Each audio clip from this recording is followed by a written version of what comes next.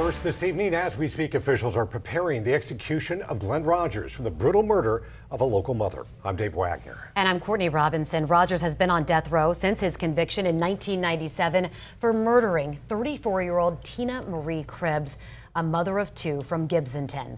As we await word on Rogers' execution, several groups have gathered to oppose it. This is a live look at a demonstration happening this evening in Clearwater. You can see a handful of people gathered there. They oppose the death penalty, and they've called on Governor Ron DeSantis to commute his sentence to life in prison. The governor signed off on Rogers' lethal injection, and both the Florida and U.S. Supreme Courts have refused to stop it. And I sat down with our former 10 Tampa Bay colleague, Mike Deason. He and I covered this case extensively 30 years ago and the effort to bring justice to the Cribbs family. He murdered her in a horrific way, stabbed her, left her to die bleeding out in a bathtub, and he's going to be on a gurney, and he's going to go to sleep, and he's going to die. But it doesn't seem to comport with the violence that he caused Tina Marie Gibbs. In November of 1995, Cribbs met Glen Rogers at the Showtown USA Bar and Grill in Gibsonton. She offered him a ride, and the two left together. 2 days later, a worker at the Tampa 8 Inn found her stabbed to death in a bathtub.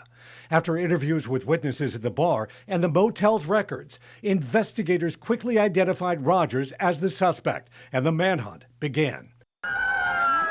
8 days after the murder, officers in Kentucky spotted him driving Cribbs' car and chased him for 13 miles, ending with his arrest. A jury found him guilty of capital murder 2 years later. Now, almost 3 decades after he brutally murdered Tina Marie Cribbs, Glen Rogers will be put to death.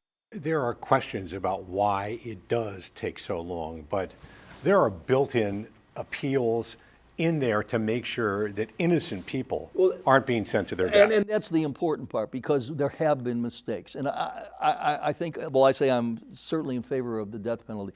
It's got to be with someone you are certain, not like, okay, a court convicted you, but juries make mistakes and prosecutors make mistakes.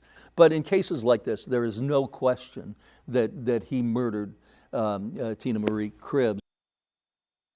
We should mention here that Rogers has another death sentence for a 1999 murder conviction in California. He's also suspected in the killings of 3 additional women, though charges were never brought in those cases. We'll have more of my conversation with Mike Deason on 10 Tampa Bay Plus. You can download it on your TV and stream for free.